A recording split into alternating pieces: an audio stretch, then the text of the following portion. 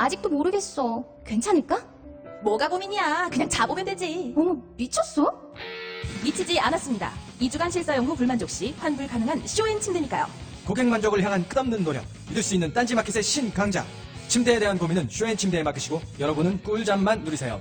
이제 고민하지 마세요. 누워본 몸에게 물어보세요. 편안함을 파는 사람들 쇼앤침대, 딴지마켓에 있습니다. 주권자로서의 책임을 다합시다. 옛날에는 왕이 똑똑해야 나라가 편했습니다. 지금은 주권자가 똑똑해야 나라가 편하지 않겠습니까? 추종하는 시민에서 참여하는 시민으로 스스로의 위상을 바꿉시다. 시간의 벽을 넘어 광장의 시민들에게 전하는 노무현 대통령의 이야기, 대통령의 말하기, 위시다 마우스. 엄마, 나 가게 안 하고 싶은데. 너 가게 해봤니? 농축 만들어봤니? 인테리어는? 집기는? 일할 사람은? 운영은? 가게 자리는? 퇴근만! 너 돈이 있니? 난 요술램프 몬스터 셰프다. 네가 원하는 모든 것을 들어주마. 맛집의 맛을 똑같이 만들어주실 수 있어요? 맛뿐만 아니라 돈과 청의 모든 비법을 알려주겠노라. 야하! 이젠 걱정 고민 끝! 네이버 검색창에 몬스터 셰프라고 쳐주세요. 상담 문의 02-458-8838. 몬스터 셰프! 엄마! 가글 했는데 입에서 뭐가 나왔어! 그거 올리덴탈 체크가글이라 그런겨. 지금 쓰고 있는 가글, 사용 후 확인해보셨나요? 무색소, 무알콜, 무계면 활성제의 올리덴탈 체크가글은 쉽게 나온 입안의 이물질을 눈으로 확인할 수 있습니다. 딴지마켓에서 판매 중입니다.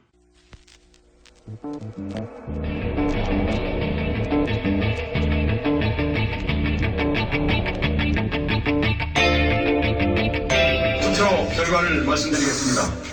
총 투표수 299표 중 가 233표.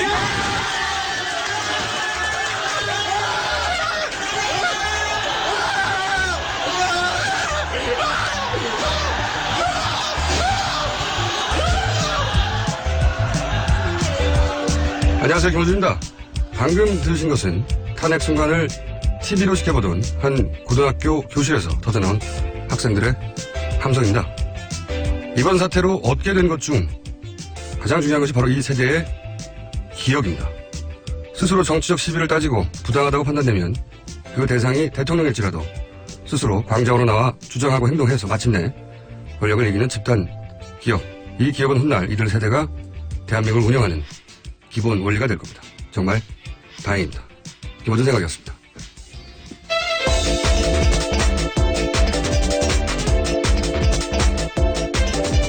네, 브리핑 시간입니다. 시사인의 김은지 기자. 안녕하세요. 네, 안녕하세요. 네.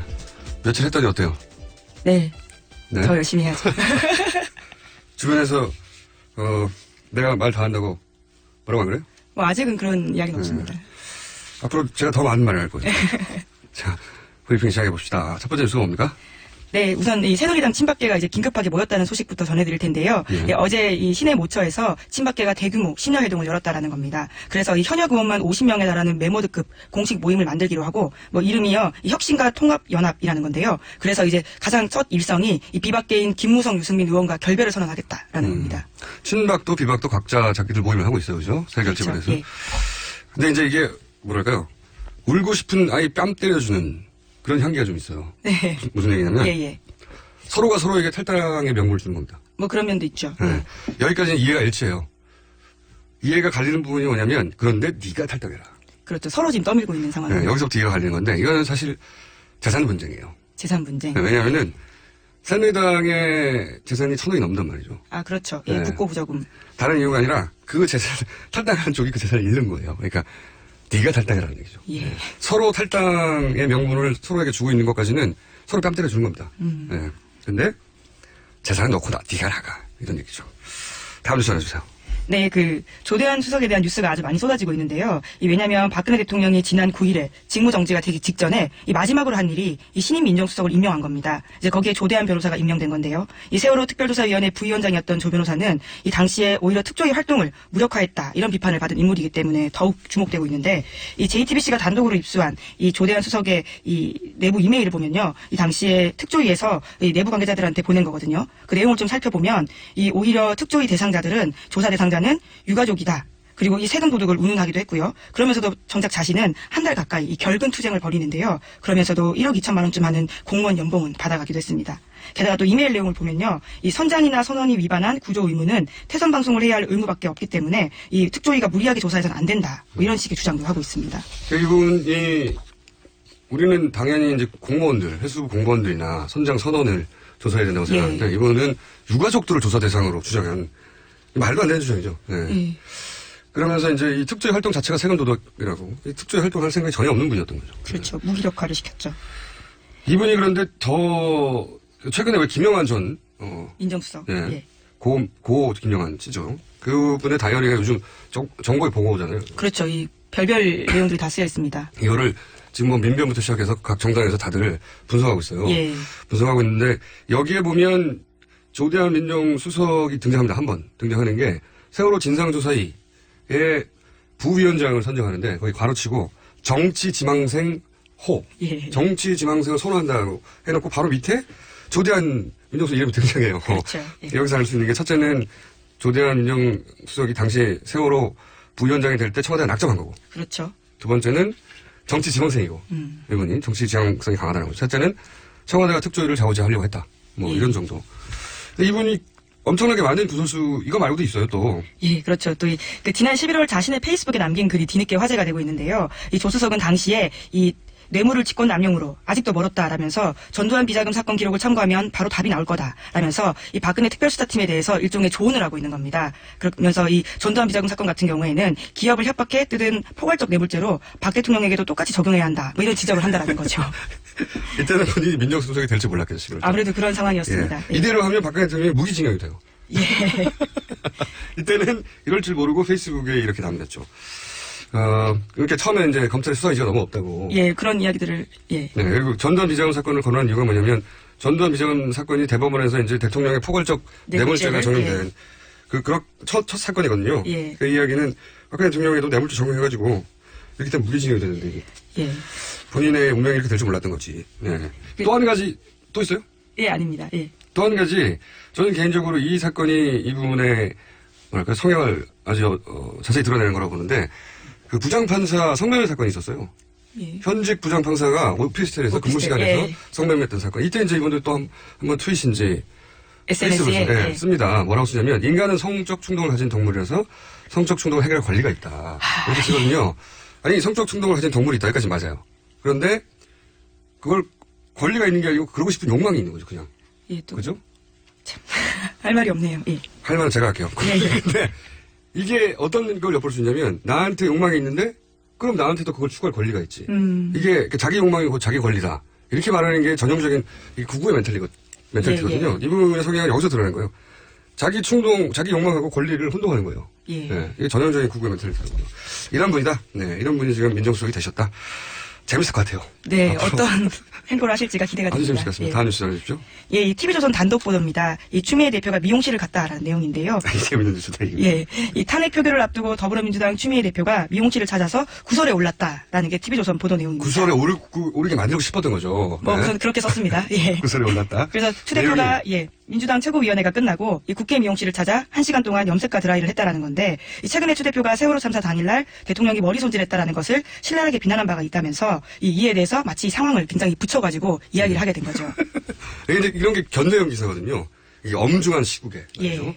사사롭게 한가롭게 어떻게 머리를 할 수 있어? 응? 아이고. 민주당 지지율을 최근에 지지율이 너무 높다 보니까 견제형인데 근데 이게 너무 궁색해요. 뭐 본인들도 스스로 그렇게 덧붙이고 있습니다. TV조선 또한요. 세월호 당일 박근혜 대통령과 오늘의 추미애 대표의 상황은 다르다. 이렇게 이제 문장을 이어가고 있는데 이 민주당 최고위원회 회의가 끝난 뒤 일정이 빈 사이를 이용해서 머리를 하고 갔다라는 거고요. 그것도 국회 내에 있는 미용실이잖아요. 그렇죠. 그러니까 그렇습니다. 강남 미용실을 일부러 갔다 온 게 아니라 예. 그러니까 공식 행사 전에 머리를 했다는 거 아닙니까? 예, 그렇죠. 1시간 정도. 이거는 자기들 하도 궁색하니까 뒤를 붙여놨는데 예, 예. 비교할 것이 아니라고 해놓고 왜 비교를 해보는 앞에는. 그러게요. 이게 기사가 되려면 거꾸로 탄핵 표결 전 추미애 산발해 이런 게 뉴스예요. 산발, 예, 예. 아니면은 탄핵 전 세수조치 안 해 이런 게 뉴스지. 이 기사가 되기에는 너무 약하단 말이죠. 단독 보도입니다. 아마도 이런 견제용 기사가 필요한데 뭐 없나 하다가 자기를 예. 잡아놓고 예. 너무 궁색하니까 예. 이거 비교할 수는 없지만 해놓고 앞에는 잔뜩 비교한. 예. 이게 너무 약해요. 이거 좀 더 분발해야 되는데.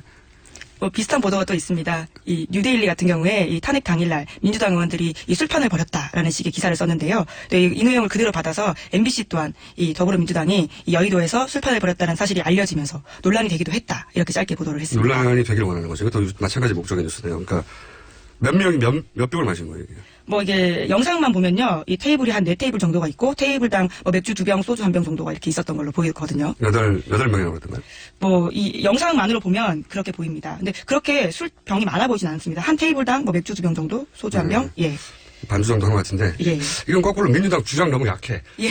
이런 정도로 가야지 뉴스가 되지. 8명 맥주 2병이 너무 약하단 말이죠. 이게 이게 견제하는 거는 예. 한편으로는 당연한 거거든요. 예. 이게 너무 약해요. 좀 더 분발을 단 뭐 겁니다. 해당 기자의 술 뭐 기준이 굉장히 뭐 이렇게 낮았을 수도 있겠다라는 생각이 들긴 이게 합니다. 밥 먹다 반주 정도 한 것 같은데 예. 막 머리도 이제 탄핵 들어가기 전에 예. 머리를 정갈이하고 뭐 이런 수준이잖아요. 지금 예. 보면 좀 약하네요. 하지만 단독입니다. 예. 다음 뉴스에서. 네. 예, 박근혜 대통령이 직무정지 후 첫 휴일을 어떻게 보냈는지를 조선일보가 보도했는데요. 예, 어제 관저에서 휴식을 취하며 독서 등을 한 것으로 알려졌다라는 겁니다. 이 관저에서? 예, 네. 그렇습니다. 그리고 또 이제 대통령은 직무정지 기간에도 참모진으로부터 공무상 비밀을 제외한 이 비공식 현안 보고를 받을 것으로 보인다라는 건데요. 또 지난 토요일에는 촛불 집회 상황을 TV로 지켜보면서 언론 보도 내용 등을 살폈다. 뭐 이렇게 알려지기도 했습니다. 이 주말과 휴일에 관저에 계신 건 당연한데 문제는 주중에도 관저에 계셨다는 게 문제 아니에요? 예, 이게 그렇습니다. 무슨 뉴스입니까? 예. 주말에 관저에 계셔 휴식을 취하고 그 차분하게 책을 읽으셨다는 부분은 제가 개인적으로 믿지 못하겠네요. 왜냐하면 전혁 전 의원이 예전부터 했던 얘기 중에 하나 책을 안 읽으신다고. 예, 그렇죠. 예. 평상시에도 안 하던 거를 지금 하시기에는 그죠? 우리 특별한 상황에 특별한 행동을 할 수 있지 않을까. 특별한 행동. 예. 특별한 행동. 네, 예리했어요. 그리고 이 비공식 현안을 챙기는 건 복귀할 의지가 있다는 거죠. 강력해. 이걸 엿볼 수 있는 게 있어요. 뭐냐면 조대한 민정수석 말고 지켜봐야 될 분이 뭐냐면 탄핵 사건 대리인 예. 최명성이든가요? 최명성 변호사. 유영화 변호사 말고 말씀하시는 건가요? 유영하 변호사 개인 변호사였고 예. 탄핵 사건의 예. 법률 대리인이 예. 최명성 변호사예요. 제가 알기로 변협의 법제이사였던 예. 걸 아는데 지금도 인지는 모르겠어요. 이분이 이제 국회 토론회에서 예. 한 달 전쯤에 국회 한 달 반 전 한 달인가요? 정확히 기억 안 나는데 국회 토론회가 있었어요. 예. 근데 이분이 뭐라고 그랬냐면 국정 지지율이 20-30%가 되면 탄핵이 어렵다. 아, 예. 왜냐? 그러면 이제 탄핵하자는 건 국론이 분열되는 거 아니냐. 그렇죠. 예. 그리고 또 무슨 말이냐면 이때는 그러니까 탄핵 사건 대리인 되기 전이에요. 예. 또 뭐 무슨 말이냐면 지금 뭐 1월에 결론이 난다. 뭐 3월에 결론이 난다. 3월 14일 그 이정명. 이정명. 예. 잘했어요. 예. 이정미 그 재판관 임기 끝나잖아요. 예, 그래서 그렇습니다. 7명밖에 안 남게 되는데 이분은 뭐라고 하냐면 그렇게 그 7명밖에 남게 되지 않았을 때 예. 판결이 나게 될 거다. 그러니까 한마디로 말하면 최대한 시간을 끌고 예. 그런 사이에 지지율을 높여서 탄핵을 기각시키고 대통령을 복귀하겠다는 예. 플랜이죠. 이분이 과거 했던 말을 그대로 받아들이면. 근데 그럴 수 이분이 있죠. 사건 대리인이에요. 그리고 이런 거 현안을 계속 챙기겠다. 본인이 뭐 피눈물이 난다. 의지가 있는 거예요. 적어도 대통령 그리고 그 주변은 탄핵 판결을 기각시키고 본인이 대통령 복귀해서 명예를 회복하고 이런 의지가 있는 겁니다. 그런 분들이 주변에 있는 거예요. 네. 최명성 변호사, 그 다음에 이 조대한 민정수석, 예. 그리고 황교안 총리까지 3인방으로 봐야죠. 예. 네, 이분들이 황교안 총리도 그런 얘기 하잖아요. 이분이 걸어다니는 국보법이라고 하거든요. 예, 미스터 공안법, 미스터 국보법이라는 게 실제로 별명입니다. 아주 성실한 예. 공안 경찰인데 이분의 첫 메시지가 그 북한 도발 가능성이 높다 이거거든요. 그렇죠. 일성이었죠. 네. 그러니까 이게 대통령 지지를 끌어올리는데 가장 손쉽게 이쪽 진행 생각하는 게 이제 국가 안보가 예. 위기에 처할 때잖아요. 이분이 첫 메시지가 북한의 도발 가능성이 높다. 군 경계 태세를 강화하라 이런 거거든요. 예. 근데 이분이 국제뉴스를 안 보는 것 같아요. 황교안 총리는.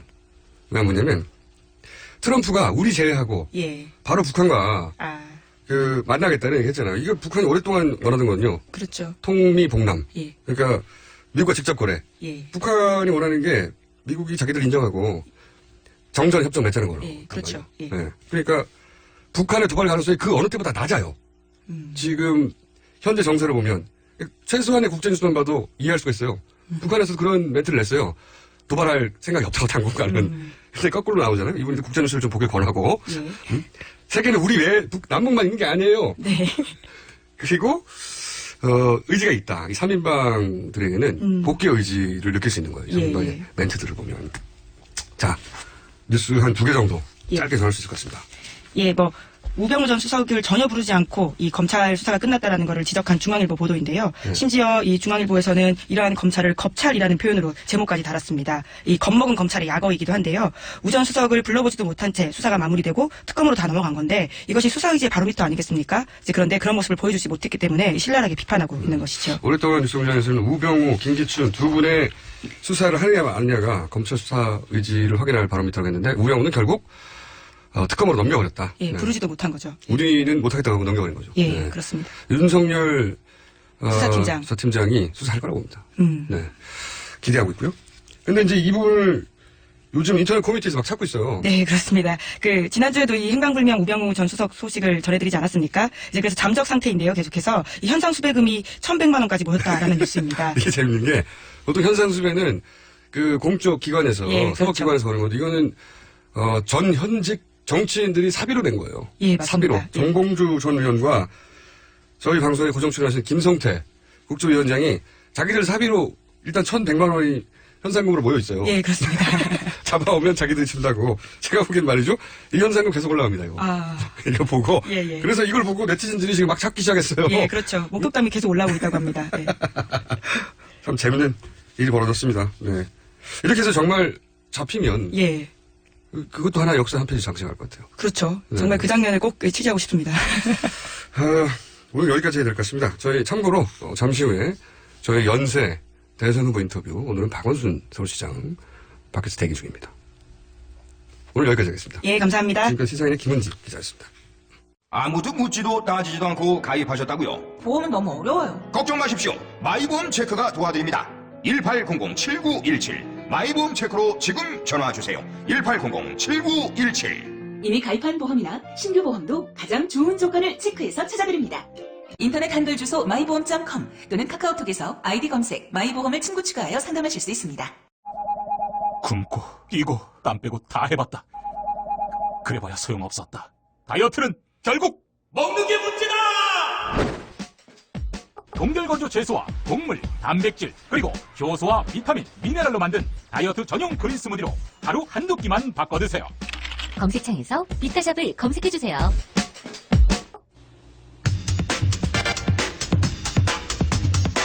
정신을 못 네. 방금 목소리 갑자기 튀어나오신 분은 박원순 서울시장입니다. 네. 저희가 사실상 대선 국면이죠, 이제. 그래서 뉴스공장 2주 전부터 연쇄적으로 대선 잠재 후보 인터뷰 진행하고 있는데 오늘은 서울시장 박원순 서울시장 모셔서 저랑 3분간 대화를 나누고 있었어요. 안녕하세요. 네, 안녕하세요. 반갑습니다. 네. 이 얘기부터 제가 여쭤봐야 될 것 같아요. 지난주에 저희가 여기서 문재인 전 대표 인터뷰하면서 문재인은 답답한 고구마고 이재명은 사이다다. 이렇게 해서 막 화제가 됐어요. 그랬더니 갑자기 박원순 나는 김치! 하고 손 들고 나오셨단 말이죠. 숟가락을 얹어서.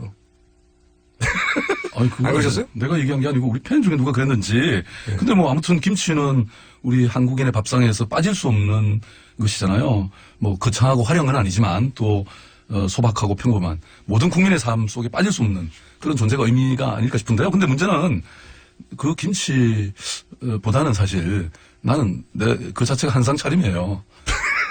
왜냐하면 콘텐츠가 김치가 약하다고 생각했구나. 아니, 콘텐츠가 너무 다양하다는 평가가 있어요. 메뉴 골라서 먹을 만큼 제가 다 아니 제공할 김치 수 하나 있어. 정했으면 계속 가셔야지. 그걸 네. 또 아니 너무 약해 한상 차림으로 바꾸신 거예요? 아니 원래가 그렇다니까. 한상 차림? 네. 그러면은 이 얘기부터 시작할게요. 시장님 대선 후보 지지율이 말이죠. 이 최순실 정국이 시작할 때만 하더라도 초기 한 달 반 전만 하더라도 이재명 성남시장과 비슷한 거 더 높았어요. 물론 그전에는 뭐 거의 순위 1, 2위를 다투기도 했고요. 근데 한 달 반이 지났더니 지금 시장님 지지율은 발표될 때 잘 안 보입니다. 잘 안 보이고 이재명 시장 지지율은 막 폭발했어요. 이게 이유가 뭐라고 생각하십니까? 아니 뭘 그렇게 좋다고 웃어요. 나는 심각한데. 아시죠? 네. 아니 근데 뭐 제가 부족한 게 많죠. 사실 제가 뭐 여의도에서 국회의원을 해본 것도 아니고 정당 생활을 안 해봤으니까 과거에 아마 그런 정치 경험이 많이 또 지금 현재 좌우하고 있는 것 같긴 한데요. 근데 뭐 지지율이라는 것은 늘 왔다 갔다 하는 거 아닌가요? 말씀하신 것처럼 내가 1등 했던 적도 있는데. 갔다가 오기엔 너무 많이 가셨어요 지금. 네, 뭐. 우선 왜 이재명 시장 올라가는 겁니까? 이재명 시장이 잘 한 거겠죠. 뭘 어떻게 잘했죠? 글쎄 뭐 잘은 몰라도 어쨌든 순발력이 우선 좋은 것 같고 또 아무래도 그런 이런 메시지나 이런 게 탁월해 보였죠. 빠르고 전달력도 좋고. 본인은 그럼 뭘 어떻게 잘못하신 거예요? 글쎄요. 여러 가지 뭐 아까도 얘기한 것처럼 좀 순발력도 없고 네. 아까 김치 얘기했잖아요. 김치. 네. 사이다와 김치. 네. 그런 차이가 아닐까 싶네요. 무슨 이야기죠 이게? 한상 차림이시라면서. 지금 워낙 정말 현재의 이 탄핵 국면 네. 또 어떤 광장 정치의 과정에서 시민들이 정말 분노하고 있는데 이거에 대해서 아주 시원시원한 이런 말을 누가 잘하냐 뭐 이런 차이도 있었던 것 같고 저는 광장을 뭐 열심히 지키긴 했는데 네. 아무튼 그런 측면에서의 차이가 있지 않았을까 이런 생각이 드네요. 이게 좀 억울하기도 하시죠. 왜냐면은 이게 시장님 사무실 바로 앞에서 벌어진 일이에요. 성남시 광장에서 벌어진 게 아니라 내가 이것저것 다 했는데 인기는 이재명 시장이 가져가고 굉장히 억울하셨죠. 아니, 그걸 억울하다고 생각하면 안 되죠. 억울하신 것 같은데 표정이. 네. 아니 시장님이 뭐 많이 하셨잖아요. 뭐 아니, 결국은 이제 국민들이 저는 다 보고 계신다고 생각해요. 언젠가는 올라올 것이다. 진짜. 지지율이 모든 것은 아니지 않나요? 내가 사실은 광장에 나가보면 뭐 어쨌든 시민들이 너무 좋아하시고. 지지율이 모든 건 아닌데 왜 이렇게 요즘 이렇게 기운이 없으시고. 언제 기운이 없어 보입니까? 네. 잘하신 건 뭡니까 그러면? 이제 결국은 국민 주권이라고 할까? 대한민국 헌법 제1조가 말하는 이런 국민들이 정말 이 광장에서 충분히 그런 표현할 수 있도록 그 분노와 또 새로운 시대에 대한 이런 갈망을 마음껏 표현할 수 있도록 그래도 보장하고 열심히 노력했죠. 아니, 시장님이 굉장히 이전 서울시장이었다면 못할 일들 많이 하시긴 하셨어요. 예를 들면 눈에 잘 보이지 않는 간이 화장실부터 시작해서 그 물대표 물 안 주신 거 아닙니까? 그래서 못 쏜 거잖아요. 그것도 시작해가지고 뭐 많아요. 거기 보면. 그러니까 이제 사람이 왜 이 공기와 물은 귀한 걸 처음에는 잘 모르잖아요. 그러니까 저는 공기와 물같이 우리 국민들이 정말 광장에서 공기 하셨어야죠. 네. 공기. 네. 이런 걸 실현할 수 있게 하는 게 중요한 거죠. 네. 예를 들어서 대중교통 준표를 한다든가 또 뭐 자원봉사들 나와서 도와준다든가 화장실 개방이라든지 네. 뭐 이런 노력을 그리고 무엇보다도 이제 안전이 중요하기 때문에 사실 지하철의 계단 같은 데서 뭐 이렇게 사람들이 밀고 넘어지고 그러면 아주 큰 사고가 일어날 수 있지 않습니까? 그래서 늘 저희들은 그런 걸 챙기고 그랬죠. 그러니까 이 집회가 안전하고 안정적으로 진행되게 하는데 굉장히 큰 역할을 하셨거든요. 근데 그 공을 이재명 시장이 다 가져가서 어떡하는 거예요? 그런데 그것은 저는 누가 공을 가져갈 일이 아니라고 생각하고 결국은 사실은 국민들이 저는 오히려 더 위대했다. 왜냐하면 이 국면에서 사실 뭐 이 100만 명 이상이 막 매주 모이는데 단 한 번의 어떤 사고나 폭력이나 이런 게 없지 않았습니까? 저는 그래서 이건 그야말로 노벨 평화상감이다. 많은 국민들이. 시장님이? 네. 제가 하나 더 여쭤볼게요. 또 지지율이 올라가지 않은 여러 가지 이유 중에 전 이런 요인도 있었다고 생각합니다. 왜냐면 보통 이런 국면이 대결 국면이 딱 되면 제일 먼저 사람들이 마음을 줄 때 피하 구분부터 하거든요. 선거 때 되면 특히나 그렇고 이번에도 이제 대결 국면이 벌어졌으니까.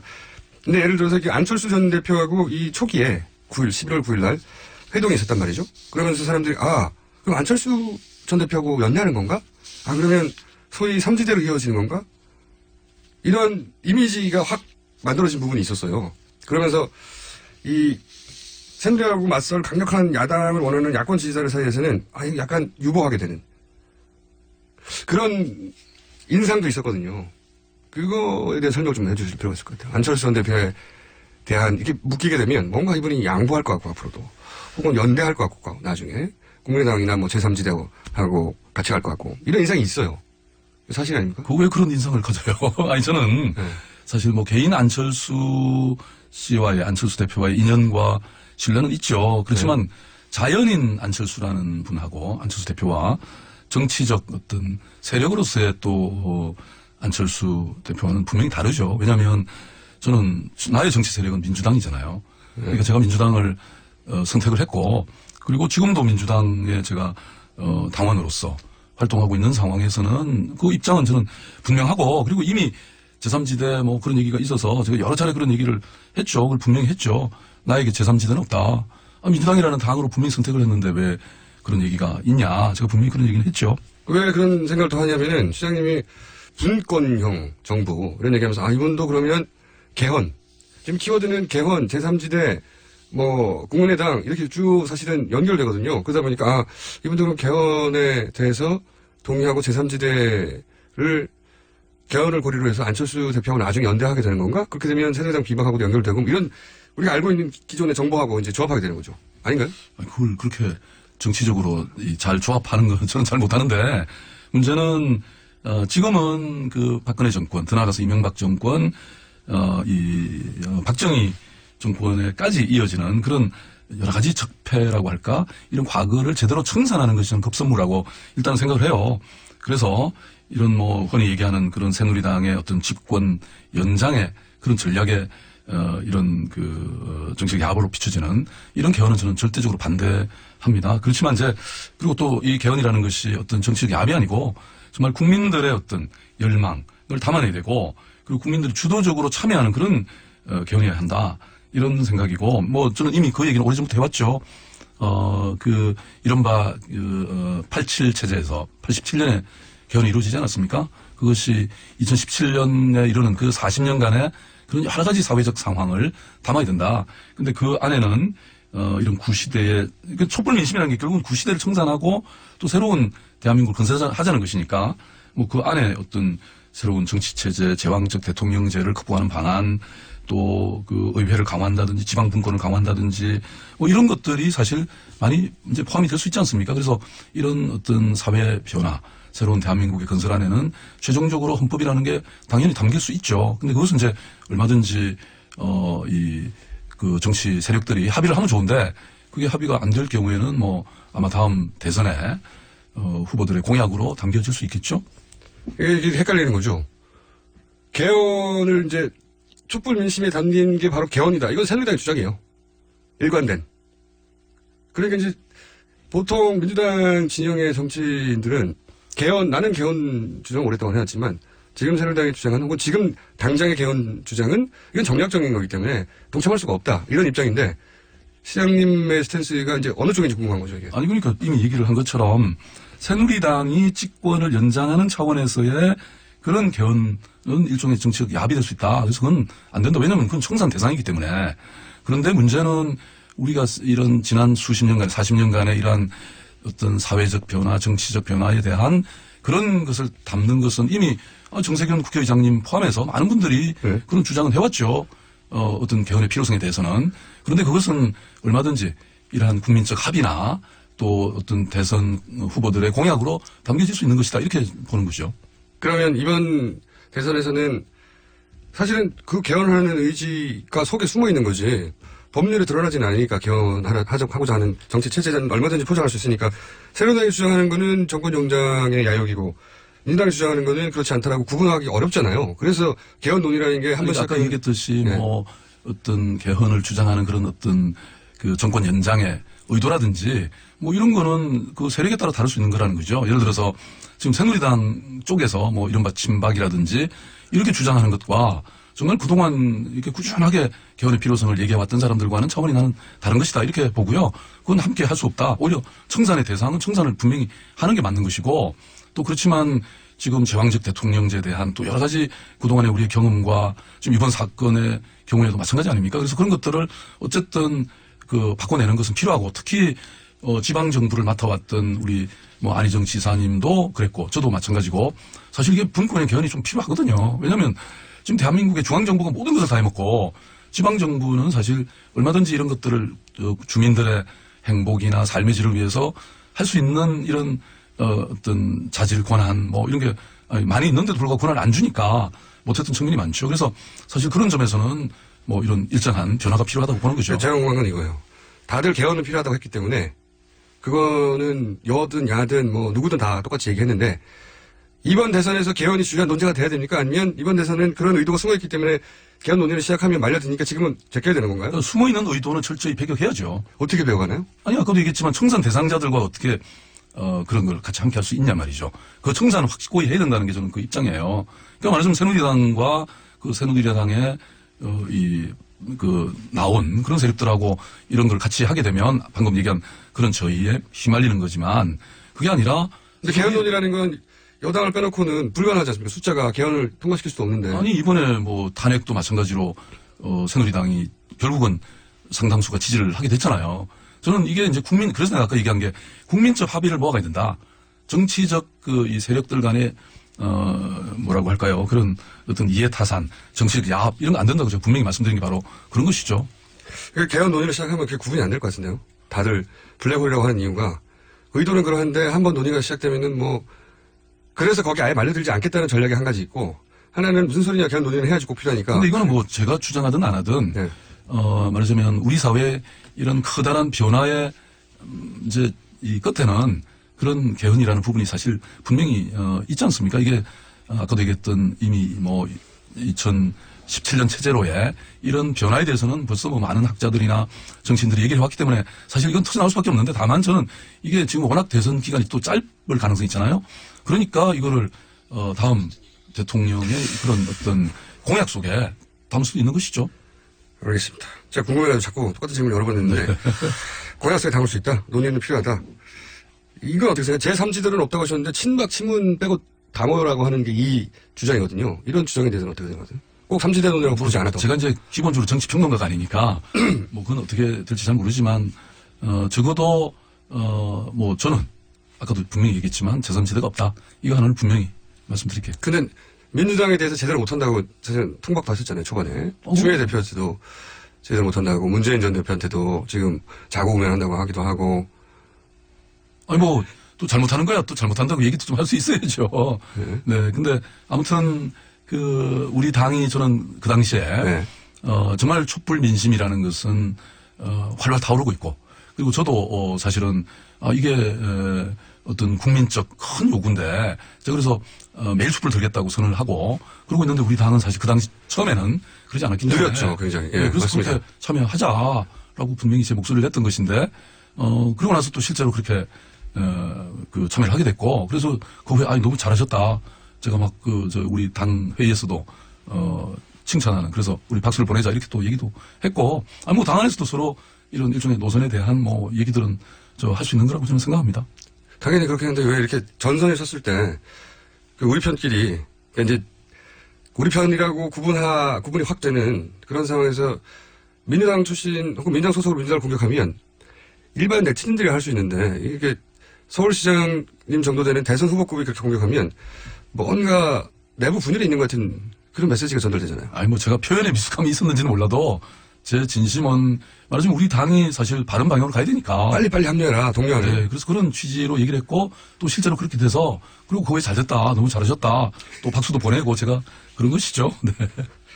본인 때문에 그럼 민주당이 다 이렇게 참여하는 것으로 만드신 거예요 지금? 아니 뭐 그거야 아니겠죠.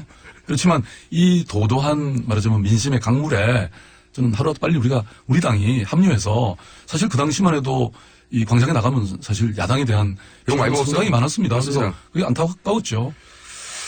그건 맞죠. 예. 저는 또 다른 이유 중에 하나가 그러니까 이 찬스가 왔을 때 시장님이 확 치고 나가지 못하는 이유 중에 하나가 이런 것도 있어요. 시장님이 보면 고 김영환 전 청와대 민정수석 다이어리도 보면 시장님에 대한 견제가 끊임없이 등장합니다. 예를 들어서 2014년 8월 6월 7일 보면 박원순 시장 관련해서 농약급식 이거 강자다 이거죠. 그 다음에 뭐 사람 이름 거론하면서 고발하라고 하든지 시장님을 김기춘 전 비서실장이 각별히 예정하였어요 보면 관심이 많아요. 예? 집중 견제해 왔는데 일단 이 메모사항 농약급식 이것만 봐도 기억이 안 나는데 상황이 어떤 거죠? 글쎄 말이에요. 그러니까 당시 그 김영한 전 청와대 민정수석 업무 일지에 네.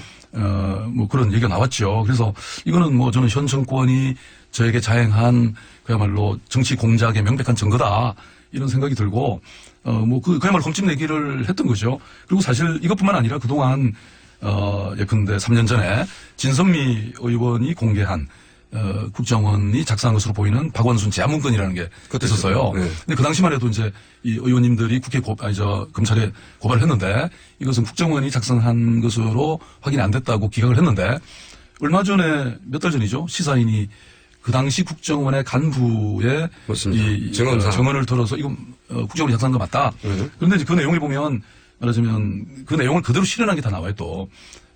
제압하는 것에 보수 단체들을 이용한다 이런 내용이 있었거든요. 그런데 실제로 어버이연합이 19번에 걸쳐서 저를 비방하는 집회를 했어요. 그분들은 박원순 이름 보고 여자인 줄 알고 뭐 처음에는 그랬다는 말도 있습니다. 그러니까 어쨌든 19번이나 이렇게 나한테 심각하게 비방하고 보복한 그런 사실 경우는 없어요. 어느 정치인에 대해서. 이호성 씨, 그러니까 그 서울시 간첩 가짜 조작 사건. 이것도 사실은 가만 보면 결국은 서울시 공무원이었던 이호성 씨를 간첩으로 조작하려다 실패했는데 이게 결국 나중에 봐라 서울시에다 간첩을 고용한 박원순 근데 그건 잘못이라고 몰아가려고 실제 했던. 채용한 사람은 오세훈 시장이었어요.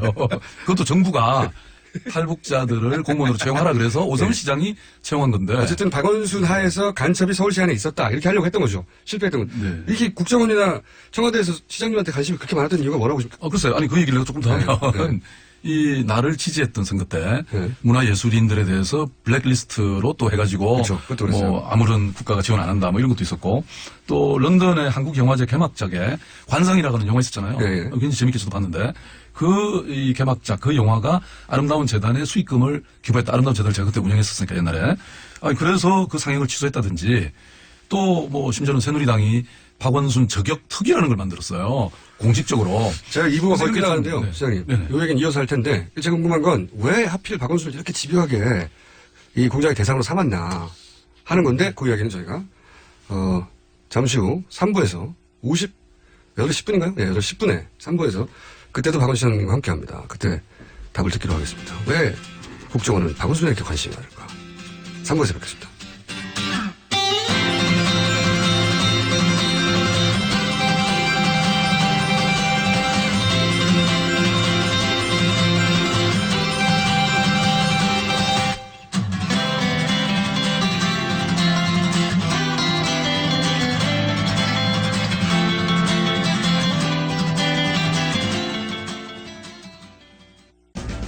우리 동네에서 일어나고 있는 다양한 소식들을 전하고 모두가 마을을 활용할 수 있도록 도와드리겠습니다.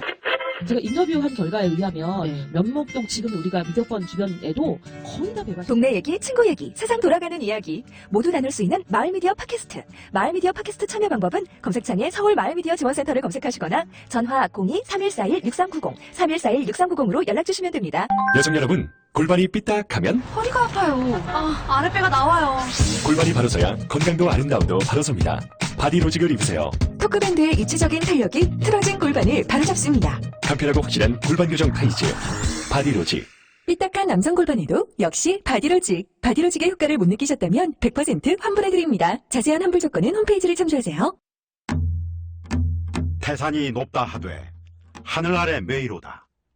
오르고 또 오르면 못 오를 리 없건만은 사람이 제 안이 오르고 뇌만 높다 하나니. 영어가 어려운들 하늘 아래 말이로다. 백일 좀 삼 듣고도 들으면 안 들리리 없건만은 사람이 제 안이 듣고 영어 탐만 하나니.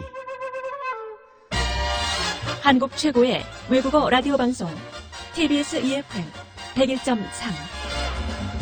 Korea's #1 foreign language station, TBS EFM 101.3.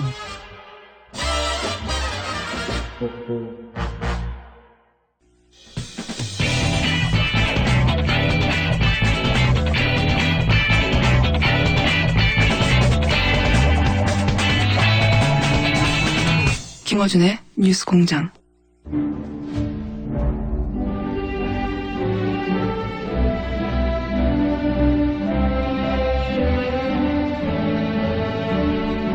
지나는 국민 여러분 많이 하십니까? MB 만서울이었습니다. 국민 여러분, 지금 우리는 엄중한 상황에 맞춰 있습니다. 극하고 매우 중요한 전환기에 서 있습니다. 전국이 혼란하고 국정이 혼탁한 시기, 극하고 한치 앞을 알 수 없는 오리무중의 상황에서 우리는 촛불을 들었습니다. 극하고 우리는 우리 스스로의 힘으로 아래로부터의 함성으로 안개를 걷어낸 것이다. 이러한 확신을 저는 가지고 있다는 생각을 하고 있는 겁니다. 존경하는 국민 여러분, 우리는 이겼습니다. 우리는 해냈습니다. 우리는 그하고 다시 한번 누구죠? 말하는데? 네, 접니다. GH. GH? GH가 누구? 저 알아요? 이거 보세요. 저예요, 저. 아주머니 저 사람 잘 보신 것 같은데? 저 바쁩니다. 좀 삐기세요? 참 너무하네. 자, 오늘 여기 중요한, 오늘 여기 중요한 분이 오셨습니다. 서울시장이 오셨습니다. 서울시장. 서울시장 이게 보통 어려운 일이 아닌 겁니다. 네, 해봐서 알잖아. 여러분, 박원순 서울시장입니다. 응? 인자한 얼굴, 합리적 일처리, 소통의 아이콘이면서 그 또한 높은 지지율, 지지율 봐. 무려 4%? 4%?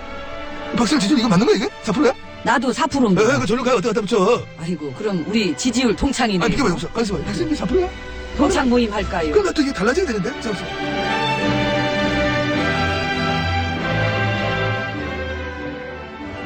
네, 뉴스공장 3부입니다. 2부에 이어서 박원순 서울시장과 함께하고 있습니다. 자, 2부 마지막에 제가 드렸던 질문이 아주 꼼꼼하게 청와대에서 청와대 그 김영환 전 민정수석의 다이어리에서 나왔죠. 김영천 비서실장이 꼼꼼하게 챙기고 있었어요. 그리고 국정문서도 나오고 서울시 간첩 조작 사건도 사실은 박원순이 타겟이고 그 외에 뭐 제안 문건도 나오고 지속적인 관심이 확인됩니다. 애정하고 있었어요. 왜 이렇게 청와대나 국정원이 시장님을 애정하고 있었던 겁니까? 내 모든 게 잘 알려지면 인기가 폭발할 테니까, 걷잡을 수가 없게 될 테니까, 그랬겠죠? 아, 본인의 진면목이 드러나는 걸 이제 청와대나 국정원이 두려워했다? 사람들이 이렇게 잘 안 드러난 블루칩이라고들 하더라고요. 이게 내가 이렇게 깔때기도 괜찮나, 정말? 아침부터. 그런 걸 잘 못하시기 때문에. 네, 맞아요. 지지율 정체가 있는 겁니다. 깔때기를, 그럼 좋아요. 예를 들어서. 근데 자기 입으로 자기가 이렇게 말하는 게 참 우습지, 좀. 네, 우습습니다. 우습는데. 예를 들어서 그러면 문재인 전 대표나 지금 1, 2를 다투는 이재명 시장보다 본인이 나은 점이 뭡니까? 문재인 전 대표. 그거 그렇게 몰라서 물어요. 모릅니다. 내가 연수원 다닐 때는 공부 조금 더 잘했고. 연수원 시장이야. 그렇죠. 네. 아니, 근데 연수원 졸업할 때 문재인 전 대표가 연수원 동기인 걸로 알고 있긴 한데 졸업할 때 2등가 이렇게 졸업했다고. 내가 공부는 좀 더 잘했을걸. 네. 그럼 마지막 시험을 잘 본 거예요, 저쪽에서? 시험 한 번 잘 봤다고, 그게, 인생에서. 공부도 잘했다? 네. 확인되지 않고 있는데. 그럼 이재명 시장보다 나은 점은 뭡니까?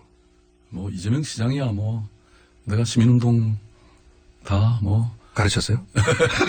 그렇게까지 얘기하기는. 네, 또 정출러람이라는 게 있으니까. 약간 몸이 풀리신 것 같네요, 이제 드디어. 네. 그리고 나서 어제 그쪽 탄핵 가결된 다음날 이런 얘기를 하셨어요. 혁명이 늘 성공하는 것은 아니다. 죽수어 개줄 가능성이 언제나 있다. 여기서 개가 누굽니까? 우리가 역사적으로 보면 사실 4.19 후에는 5.16 쿠데타가 일어났고 또 5.18 후에는 전두환 쿠데타가 있었고 또 6월 항쟁 후에는 노태우가 집권했잖아요. 늘 우리가 그런 걸 이제 주의하고 긴장하고 해야죠. 네. 그래서 지금 끝난 게 아니다 이런 말씀이신 거죠? 그럼요. 이제 시작이죠. 이제 시작이다. 그런데 아까 이제 개헌 얘기하다가 약간 모호하게 결론 지어졌는데 탄핵은 개헌이다 이렇게 얘기하거든요. 이제 새누리당 쪽에서도 이제 개헌 논의로 빨리 넘어가야 된다. 그거 아주 집요하게 부르시네. 네. 제가 보기에는요. 간단하게 정리해 주시면. 어쨌든 탄핵은 심판이다. 그야말로 온 국민들이 바라는 것은 지금 박근혜 대통령이나 또 이러한 상황을 만든 새누리당에 대한 분명한 심판인 거죠. 그래서 이런 개헌이라는 것으로 물타기해서는 안 된다. 그것은 너무나 분명한 사실이다. 저는 그렇게. 잠을 깨신 것 같네, 이제 드디어. 네? 네. 이제 잠을 깨신 것 아까 그 얘기 분명히 했는데 자꾸. 아까는 길게 무슨 말인지 못 알아들을 얘기를 하셨고요. 잠이 좀 깨신 것 같고. 이건 어떻게 생각하십니까, 그러면? 헌재 앞에서 촛불 시위를 하면 안 된다는 얘기가 있어요. 그게 뭐냐면, 헌재 독립성을 훼손할 수 있기 때문에, 헌재는 알아서 판단하도록 내버려 둬야지, 그 헌재를 압박하면 안 돼. 이런 이야기를 벌써 보수 매체나 종편에서는 이제 하기 시작했거든요. 헌재 앞에서 촛불 시, 이게 옳지 않습니까? 저는 기본적으로 심지어는 사법부조차도 국민의 뜻을 존중하는 것이 맞다고 저는 봅니다. 그래서 예컨대 미국 이 대법원에도 네. 대법원 판사가 누가 되느냐는 이거 정치적으로 엄청난 투쟁이에요. 맞습니다. 왜냐하면 그 한 사람이 사실 역사의 물줄기를 바꿀 수 있기 때문에 네. 마찬가지로 헌법재판소의 물론 재판이라는 과정은 독립해서 심판하게 돼 있지만 네. 결국 국민의 뜻을 존중하는 게 맞기 때문에 네. 국민들이 자기 의사표현을 왜 못한단 말이에요. 헌재 앞에서 촛불 시위 가능하다. 그러면 탄핵이 가결됐기 때문에 또 한 가지 이제 보수 매체들이 주장하는 탄핵이 가결됐기 때문에 이제 즉각 하야는 주장하면 안 된다. 이제 연결된 주장이죠. 이건 사법적 절차에 맡겨졌기 때문에 헌재가 완전히 독립해서 판단하도록 내버려둬야지 압박하거나 혹은 즉각 하야를 주장하거나 이건 안 된다고 하거든요. 즉각 하야는 국민들의 뜻은 사실은 즉각 퇴진이라는 거지 않습니까? 네. 그건 지금도 저는 변함이 없다고 저는 보고 있고 다만 이제 어쨌든 본인이 사임을 안 하니까. 네. 이제 국회에서 탄핵 결의를 했고 헌법재판소로 넘어간 것뿐이죠. 네. 여전히 국민들의 마음은 여전히 즉각 퇴진하라는 거 아닙니까? 네, 즉각 퇴진을 주장하는 것도 역시 문제가 없다. 아니 국민들이 그렇게 주장하는데 그걸 지금 대한민국 헌법 제1조가 대한민국의 주권은 국민에게 있다는 거 아닙니까? 아니 그 광장에 나와 보면 뭐 그 모든 국민들이 그렇게 외치고 있죠. 이건 어떻습니까? 이제 법률가시잖아요, 사실은. 법률가시기 때문에 이번 탄핵 한지 오래돼가지고 많이 잊어버렸어. 시장 그만두면 이제 앞으로 변호사 개업할 수 있을지 몰라요. 손님 별로 없을 것 같아. 네. 이거는 무슨 어떻게 봐야 될까요? 그러니까 헌재가 인용을 하긴 할 텐데 헌재가 인용을 하긴 할 전망이 그렇습니다. 전망이 인용할 거로까지는 비슷한 전망인데 언제 하느냐 가지고 이게 분분하거든요. 뭐 1월달에 할 거라는 얘기도 있고 3월에 할 거라는 얘기도 있고 아예 6개월 다 채울 거라는 전망도 있고 어떻게 전망하십니까? 그리고 어떻게 해야 되는 게 맞는 거죠? 뭐 글쎄요, 그건 헌법재판에 제가 전문가는 아니지만 어쨌든 아마 그 대한변호사협회가 그 박한철 헌법재판소장인가요? 그분이 1월 말에 아마 퇴진하는 것 같은데 그 이전에 조속히 결정하는 게 좋겠다 이런 뭐 의견을 냈던 걸로 기억하는데 아무튼 지금 이 그 대통령 권한 대행 체제라는 게 이런 여러 국가적 위기를 사실 해결하는 데는 여러 가지 문제가 있기 때문에 아무튼 그런 측면에서 보면 어쨌든 그런 위기 상황을 빨리 종식시키는 것이 또 중요하다. 저는 그렇게 보고 있습니다. 빨리 내려야 된다. 그러니까 아무래도 근데 보수 진영에서는 이 선거가 지금 그 유력 주자들이 여권의 유력 주자들이 너무 지지율이 안 나오기 때문에 가능하면 그 주자들의 지지율이 오를 수 있을 정도 시간을 벌어주기 위해서 어떻게든 늦추고 싶어 하는 거 아니겠어요? 저는 뭐 이게 지금 이러한 비상시국 이 엄중한 국가 상황에서 여전히 그런 당파적 이해나 개인적 이해를 내세우는 것은 오히려 국민의 심판을 받을 것이다. 저는 그렇게 봅니다. 근데 너무 빨리 오면 본인한테도 불리한 거 아닙니까? 지금 지지율이 잘 안 나오는데. 지지율 그 얘기는 아까 뭐 얘기했잖아요. 블루칩이라고. 블루칩이라고. 사실은 저는 대한민국이 지금 과거의 청산이라는 것과 더불어서 새로운 대한민국을 건설한다는 것이 그러니까 우리 국민들의 요구잖아요. 저는 광장에 나가서 두 가지를 느꼈는데 하나는 정말 분노의 감정이 일렁이는 것. 그 다음에 또 하나는 새로운 낡은 체제 대신에 새로운 대한민국을 만든다고 하는 이런 어떤 갈망이 출렁이는 것. 이 두 가지를 저는 분명히 봤는데요. 뭐 그런 측면에서는 사실 이 분명하기 때문에 지금 뭐 그게 기간이 좀 길어졌다고 지금 이 새누리당이 다시 뭔가 지지를 다시 회복한다는 것은 그건 어렵다고 봅니다. 어렵다. 그렇게 노력하겠지 않겠어요? 네? 새누리당에서. 그러니까 아까 지금 말씀드린 것처럼 그런 이 반전이 일어나지 않도록 그 노력을 우리 긴장을 놓쳐서는 안 된다. 제가 이런 얘기. 죽을 써서 그쪽에 줄 수는 없다. 제가 그 문자 온 것 중에 칭찬 몇 가지 있네요. 박원순 시장님이 아니었으면 이번 촛불혁명은 가능하지 않았을 거예요. 물대포에 물 공급 안 하시면 짱입니다. 집회 안전에 큰 역할을 하셨습니다. 그래서 저 같은 아줌마도 4번이나 참여할 수 있었습니다. 서울시 공무원인 것 같은데. 공무원도 그런 거 안 해요.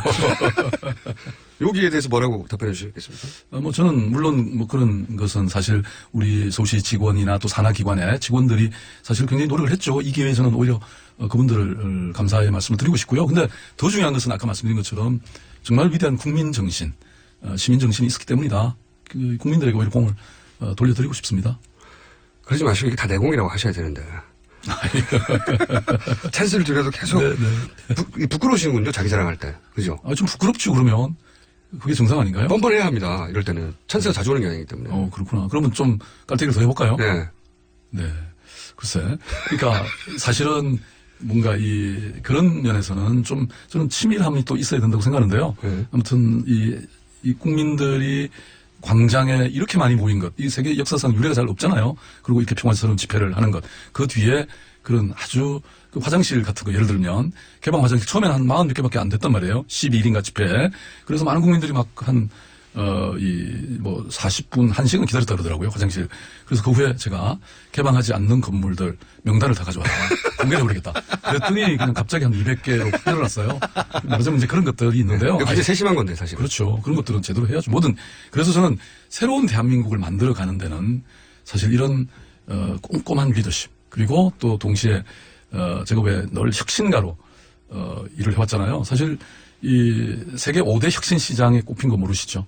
깔때기 자꾸 하라 그러니까. 네. 5대 시장에 뽑혔어요. 영국의 더 가디언지가 했는데 나머지 4명은 블룸버그 시장이라 다 그만둔 사람인데 현직 시장은 나밖에 없어요.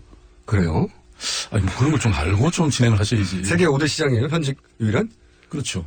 혁신 시장. 그러니까 우리 사회가 저는 우리 국민들의 갈망이 지금 뭔가 새로운 세상을 만들어 달라는 거 아닙니까? 지금 우리 아이들이 정말 부끄럽지 않고 또 행복하게 살아갈 수 있는 세상을 만든다는 것은 저는 분노와 더불어서 이런 새로운 어떤 변화, 새로운 혁신 이런 거는 역시 제 전공이죠. 아니, 그럼 좀 너무 나갔나 또. 아니, 이렇게 소개하셔. 자꾸 그렇게 하라 그러니까. 세계 5대 혁신 시장 중 유일한 현직 박원순입니다. 이렇게 소개를 하셔야죠. 앞으로는. 네, 뭐 그건 어찌됐든 진실만. 화장실 200개를 열었습니다. 이런 거 말고요. 앞으로 소개를 하실 때 그렇게 해주셔야 될 것 같아. 시민들한테는 그것도 굉장히 사실 뭐 생리적으로 아주 어려운 문제였잖아요. 네. 이 라이벌들 어떻게 생각하십니까? 예를 들어서 라이벌들이 짱짱해요. 이번에 사실은 야당의 주자들이 대부분의 지지율 상위권을 다 차지하고 있어요. 경선부터 통과하셔야 돼요. 근데 센스를 보게 제가 문재인, 이재명, 안희정 한 줄로 평가하면 다 훌륭한 사람들이죠. 이렇게 재미가 없어가지고 다 훌륭한 사람들이죠. 한 줄로 문재인. 훌륭한 분이죠. 네. 그러면 이재명 훌륭한 분이죠? 그럼요. 훌륭한 분이죠. 안희정 훌륭한 분이죠. 네. 김부겸 훌륭한 분이죠. 네.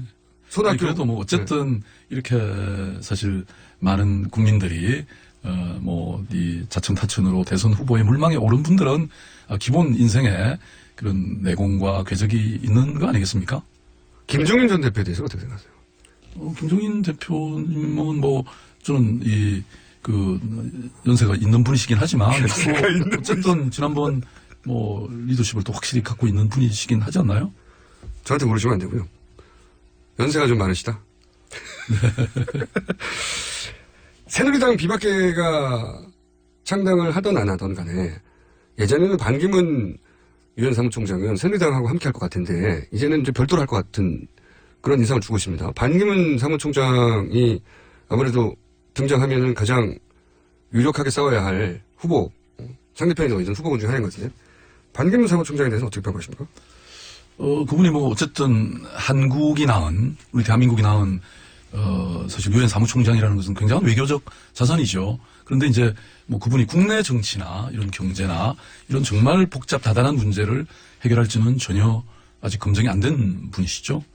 앞으로 뭐 어떻게 그런 과정을 다 거쳐야 되지 않겠습니까? 본인은 검증됐는데 반기문은 검증이 안 됐다. 저는 서울시장을 그래도 최장수로 지금 하고 있는 사람인데요. 그래서 반기문 사무총장에 비하자면 본인이 월등히 경쟁력이 있다. 뭐 자꾸 그렇게 하면 사람들이 또 진짜 깔때기로 봐요. 경쟁력이 있나요? 월등히? 뭐 다 국민들이 판단하시겠죠. 이렇게 하면 안 되는데. 안타깝네요. 평소에 성격인데 어떻게 하셔? 바꿀 수도 없고. 근데 아직도 사실은 출마 선언을 안 하셨어요, 사실은. 저희가 다른 분들은 대부분 사실상의 출마 선언을 했다고 할 수 있는데 시장님은 내가 서울시장을 3선을 하겠다. 혹은 이번 대선에 꼭 나가가지고 대선 후보로 뛰어보겠다. 아직 선언을 안 하셨어요. 지금 뭐 이 엄중한 시국에 언제 하십니까 이거? 사실 저는 기본적으로 어떤 선출직 공직자라고 하는 것은 그런 어떤 시대의 요구, 국민의 요구나 어떤 시대의 부름 그리고 또 어떤 소명이 생겨야 된다고 저는 생각하고 있습니다. 사실은 그래서 뭐 지금 물론 이 국가적 위기 상황에서 제가 해야 될 일, 뭐 당연히 저는 무슨 일이 언제 할 생각인데 언제 하시냐고요? 그래서 뭐 그런 게 저한테 확실히 와야죠. 아직 그러면 할 수도 있고 안 할 수도 있는 상태가 아직도? 뭐 아까 말씀드렸지 않습니까? 그런 고민, 그런 성찰 속에 있다고. 성찰 너무 오래 하시는 거 아니에요? 그게 그럼 그렇게 쉽게 할 일인가요? 그러니까 궁금한 것은 하긴 한다. 아니면 할지 안 할지도 아직 결정되지 않았다. 저는 뭐 몇 차례 그런 얘기를 드렸지만 사실 제가 서울시장 할 때도 그동안 뭐 정치 이런 어떤 참여를 그동안 쭉 사실은 거절했었죠. 그러다가 결국은 그 당시 뭐 이명박 시장님 짧게 실정에 대해서 제가 아직 결정하지 않았다? 네. 아 그렇군요. 아직 결정 안 하신 거구나. 그러면 결정한 다음에 불러야 됐었는데 오늘 일찍 불렀네 너무. 네. 이거 아십니까? 이거는 저희 민원인데요. 저희가 다운로드가 500만이에요.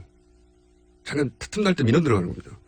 그리고 이제 실시간 스트리밍이 한 15만 정도입니다. 엄청난 숫자가 다운로드 받고 듣고 있어요. 근데 서버가 그래서 계속 다운되고 있어요. 그건 몰랐네요. 이거 어떻게 하실 겁니까? 서울시에서 해결해 주셔야 되는데. 김어준 씨가 너무 인기가 그렇죠. 있는 건가요? 네. 그런 거죠. 시장님하고 여론조사 제가 더 지지 많이 나올걸요? 그러네. 자, 이걸 해결해 주시고요.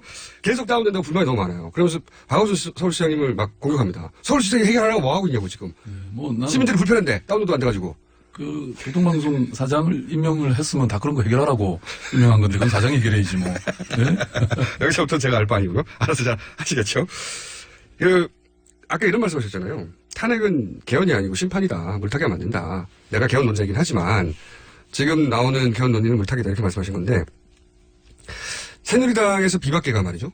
혹은 그 어떻게 호칭하든 간에 그 세력이 하나의 새로운 정당을 만들었어요. 그 정당이 이번에 우리에게도 기회를 달라고 후보를 내거나 혹은 다른 후보가 연대해서 대선에 등장할 가능성이 높죠. 그러니까 정당을 만들겠죠. 그분들에게도 기회를 줘야 됩니까? 친박은 아니니까? 비박계한테는 이번 대선에도 기회를 줘야 되나요? 이건 국민들이 아까도 말씀드린 것처럼 지금 이번 박근혜 대통령의 헌정 유린이나 국정농단에 책임이 있는 세력에 대해서는 분명히 저는 심판을 할 거라고 봅니다. 주면 안 된다. 검찰, 이 질문도 꼭 궁금해하는 분이 물어달라고 한 이야기 중에 하나인데 검찰이나 방송, 만약에 시장님이 갑자기 인기가 폭발해가지고 드디어 정권을 잡았어요. 그럼 1순위로 그렇게 전제하니까 얼굴 확 피면서 웃으시네. 맡겨주면 잘할 수는 있지. 그 과정은 이게 정치라는 복잡한 과정이 있는 것 같더라고요. 그런데 아까도 제가 말씀드린 것처럼 그 새로운 정부, 새로운 이 나라를 만드는 것은 저는 참 뭐랄까요.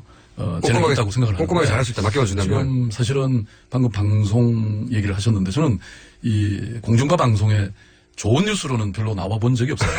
제가 몇 년 동안. 그래서 분명히 저는 이 어떤 일정한 압력이나 이런 게 있었다고 저는 분명히 생각합니다. 방송에 대해서. 그래서 그런 이른바 KBS를 포함해서 이런 방송의 엄정한 공정성, 독립성 이거에 대해서는 저는 확실한 새로운 디자인이 있어야 된다 이렇게 보고요. 그러니까 이른바 언론 개혁도 상당히 필요한 거고 그다음에 제가 지금 국민들의 요구는 그야말로 헌법 제1조를 구현해 달라는 것이거든요. 그렇게 보면 검찰의 경우에도 지금까지는 검찰이 결국은 국민의 뜻에 따르지 않고 그 청와대 그렇죠. 이 권력에 따랐던 것이지 않습니까? 그래서 검찰 권력도 저는 완전히 개조해야 된다. 그래서 제가 시민단체 할 때부터 쭉 주장했던 고위공직자 비리조사처 그거 당연히 도입해서 이 검사를 포함한 고위공직자들에 대한 수사처는 따로 만들어야 되고 또 하나 제가 생각해 보는 거는 미국처럼 우리도 검사장 정도는 국민들이 그냥 선출하자. 미국이 그렇게 하고도 얼마든지 사법 정의를 실현하고 있지 않습니까? 잘 돌아가고 있죠. 네. 그렇게 해서 그야말로 많은 권력을 국민들에게 돌려주자. 그러면 검찰이 이제 국민들 눈치를 보게 되는 거죠. 청와대 눈치가 아니라. 그렇죠. 국민의 눈치를 봐야 되는 거죠. 모든 국가기관은. 현실적으로 어렵습니까? 저는 어렵지 않다고 봐요. 검사장을 이제 예를 들어 제가 이제 참여연대 사무처장을 할 때 왜 재판을 꼭 판사가 하냐. 미국 같은 경우는 배심제를 얼마든지 하고 있는데 결국은 이 집단 지성의 힘, 국민들의 상식적 판단이 직업적인 전문 법관보다 낫다. 그래서 이제 우리가 주장을 했는데 사실 그때만 해도 그게 관철될지는 자신이 없었는데 결국 지금 되고 있고 지금 배심제 어느 정도 하고 있잖아요. 근데 거기에 대해서 비교적 긍정적인 평가가 있거든요. 저는 국민을 신뢰하고 국민을 믿는 것이 굉장히 중요하다고 생각합니다. 이번 탄핵 정부도 결국은 국민들이 몰아간 거죠. 끌고 간 거죠. 나머지 기관들이나 정치인들은 거기에 보조를 맞춰 왔을 뿐이고요. 뒤늦게 그것도. 그렇죠. 지금 그야말로 시민 명예혁명은 국민들이 촉발시켰고 국민들이 또 이끌어가고. 그럼 본인이 대통령이 되시면 그 얘기만 하시면 이렇게 미소를 띠십니까? 되시면 검사장 정도는 직접 선출해야 된다. 저는 그렇게 국민들에게 돌려드릴 그야말로 국민 주권을 실현할 수 있는 이런 다양한 일들이 중요하다고 생각하는데 예를 들어서 제가 서울시정을 맡으면서 저는 시민들이 주인이다. 시민이 시장이다. 이런 모토하에 사실은 이른바 오픈 플랫폼 정부 시민들이 제안하고 결정하고 실현하는 모든 과정에 참여할 수 있도록 하는 그런 일들을 사실 수없이 해왔죠. 지금 정부도 마찬가지로 이번에 사실 비선이 작동한 거 아닙니까? 근데 비선 정도가 아니라 국정 전체에 시민들의 참여와 시민들의 이 어떤 주체로 내세우는 국민들을 내세우는 이런 것이 저는 굉장히 중요하다고 생각합니다. 사실 언젠가 그 타임지에 원래 인물로 당신, 그러니까 평범한 당신이 원래 주인이다. 그 얘기는 그야말로 집단 지성의 힘이 중요하다는 걸 그게 2006년인가 그랬거든요. 저는 국민들을 그렇게 내세우고 그게 저는 앞으로 우리 국가 발전의 큰 방향이다 이렇게 생각합니다. 알겠습니다. 저희가 오늘 여기까지 하고요. 사실은 아직 출마 선언을 안 하셨기 때문에 알고 보니까 출마 선언을 하고 나서 다시 모시긴 할 텐데 오늘 준비한 얘기 중에 이거 내가 꼭 했어야 되는데 못하고 하는 이야기나 혹은 이 기회를 빌어서 하고 싶은 이야기를 한 30 정도. 제가 원래 굉장히 몰아붙이는 인터뷰 스타일인데 지지율이 너무 안 나오셔가지고 제가 많이 봐드린 거예요. 네. 아니 자꾸 지지율이라는 것은 저는 이미 나도 1등 했던 적이 있잖아요. 늘 까마득합니다. 전동이 있는 일이고 그리고 어쨌든 정치인이 또 지지율을 먹고 사는 것도 있으니까 더 노력하겠습니다. 제가 뭐 하고 싶은 이야기 짧게 하시면. 예, 저는 결국은 시민을 믿고 국민을 믿어야 된다 이렇게 생각합니다. 그런 힘으로 우리 세상을 또 바꾸고 대한민국을 새롭게 만들어야죠. 우리 아이들에게만은 그래도 정말 이 안전하고 또 행복한 그런 일상의 삶을 우리가 적어도 모든 공직자라면 최선의 노력을 다해야죠. 시장님 앞으로 이렇게 해주세요. 박원순의 진가를 알게 되면 인기가 폭발할 것이다. 그날이 멀지 않았다. 예? 아니, 그 마지막 말로 이런 걸 준비해 주세요. 앞으로. 대신 대변해 주셨나요? 네. 자, 다음에 오실 때는 더 큰 깔때기를 들고 오셔야 되겠어요. 네. 그건 다른 사람이 해줘야지. 다른 사람이 어떻게 해줍니까? 본인이 해가지고 본인이 대통령이 돼야죠. 다른 사람이 안 만들어주잖아요. 시장님은 제가 20년 동안 알았는데 항상 이런 태도예요. 내가 어떻게 내 자랑을 합니까? 그래도 서울시장 되고 다 됐잖아요. 오늘 여기까지 하고요. 다음에 지지율이 조금이라도 더 오르면 제가 더 신랄하게 몰아붙이는 거예요. 네. 감사합니다. 지금까지 박원순 서울시장이었습니다.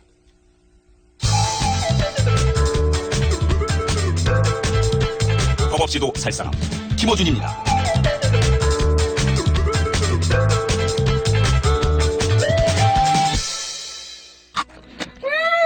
맛있어.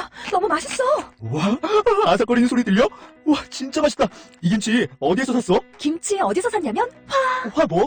무슨 김치라고? 그러니까 어디 김치냐면 바로 뜸들이지 말고 빨리. 도대체 어디 김치야? 화통김치. 화통김치라고. 국내산 재료로 100% 자체 생산하는 화끈하게 통하는 화통김치. 얼른 검색해서 사 먹어. 알고 싶었다. 주목받는 자리에서도 고요해질 수 있는 방법을.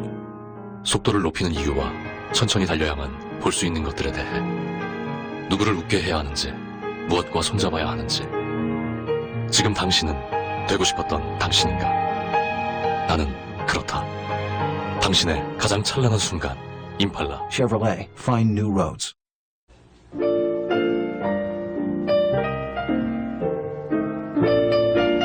자, A였습니다. 강은경 씨가 우병우 현상금이 1,000만원이 넘어섰는데 새누리당 김성태 의원도 참여한 게 감사하긴 하지만 100만 원은 너무 약한 거 아닙니까? 저도 그렇게 생각합니다. 그래서 김성태 의원님 이번 주에 나오시면 앞으로 당분간 모든 출연료는 저희가 네, 모아서 이쪽으로 기부하자고 현상금에 보태자고 해볼 생각입니다. 2447 쓰시는 분이 뉴스공장 김원준, 저 김원준 아니고요. 어쨌든 김원준, 진행을 똑바로 해야지. 혀도 짧아서 발음도 안 좋으면서. 네. 저는 혀가 짧지 않고요. 혀가 너무 길어서 발음이 말리는 겁니다. 정보 수정해 주시기 바랍니다. 혀는 짧지 않다. 그리고 김원준 아니다. 오늘 여기까지 하겠습니다.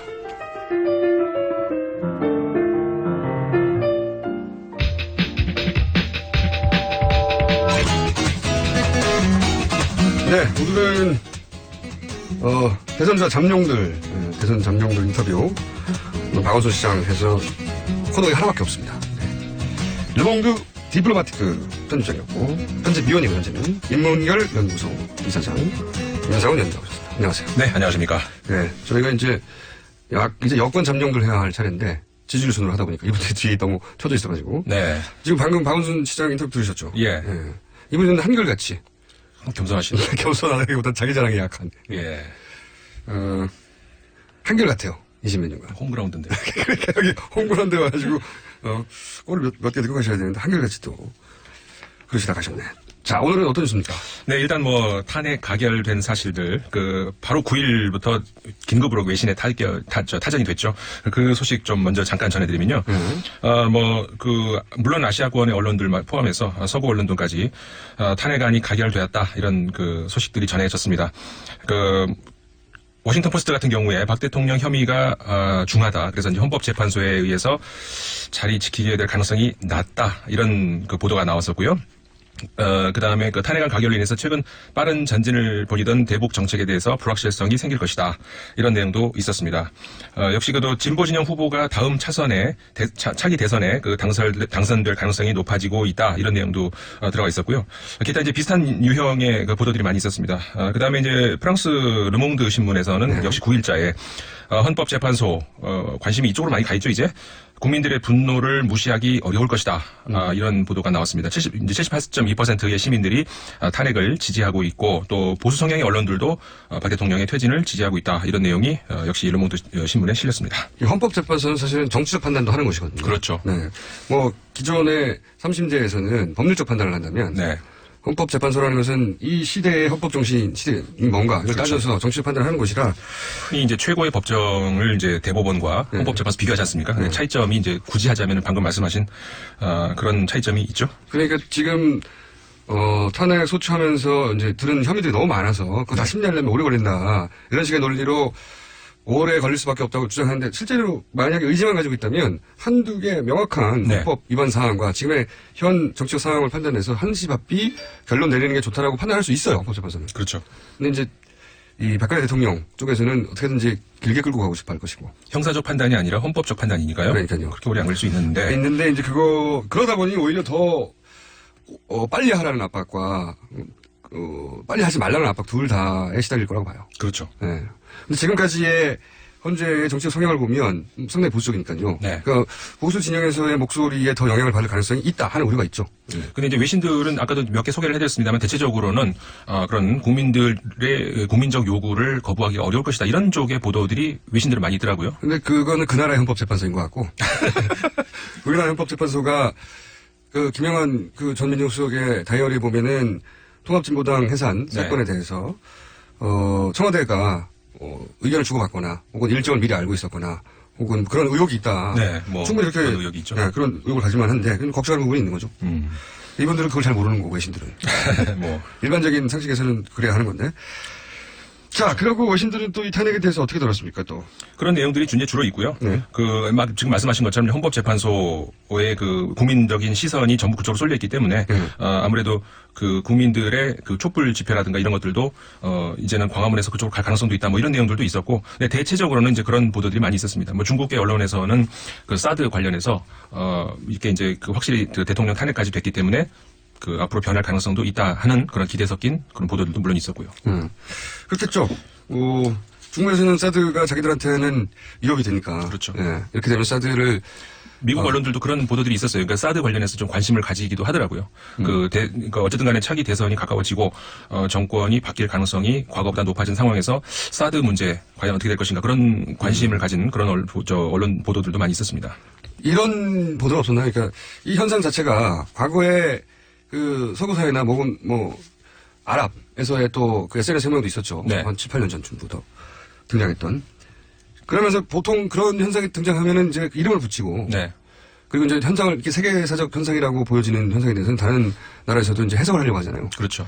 이게 대통령을 탄핵시키는데 이렇게 국민들이 막 몇백만 단위로 나와서 몇 주간 지속적으로 집회가 있고 그런 다음에 탄핵 일단 국회에서 가결까지 이어진 이런 사례가 잘 없단 말이죠. 없죠. 그럼 뭐라고 이름 붙입니까? 그러니까 이런 것들이 사실은 저도 그쪽으로 많이 좀 뒤져봤거든요. 네. 그런데 세계사적으로 유래가 그리 많지 않기 때문에 용어를 딱 지정해가지고 예를 들어서 이제 우리나라에서 광장민주주의다 이런 얘기 많이 쓰지 않습니까? 촛불혁명 이렇게 네. 하고. 그런 어떤 그 용어로서의 어떤 그 정의되는 그런 거는 아직 나오지가 않는 것 같아요. 근데 그만큼 뭐 한마디로 정리하기가 이제 어렵다. 이제 그런 뭐 의미가 될 수도 있겠습니다만은 뭐 말씀하신 것처럼 무슨 어디에 봄이라든가 그렇죠. 이런 표현들이 많이 나올 법도 한데 그런 표현들이 그렇게 아직까지 많이 나오진 않고 다만 그러니까 워낙에 이게 이제 그 외국 입장에서 봤을 때는 아주 기이한 현상이기 때문에 지난주에도 제가 한번 잠깐 소개를 해드렸습니다만은 그 포린 폴리시라는 미국 미국의 외교장관 전문지. 있습니까? 예.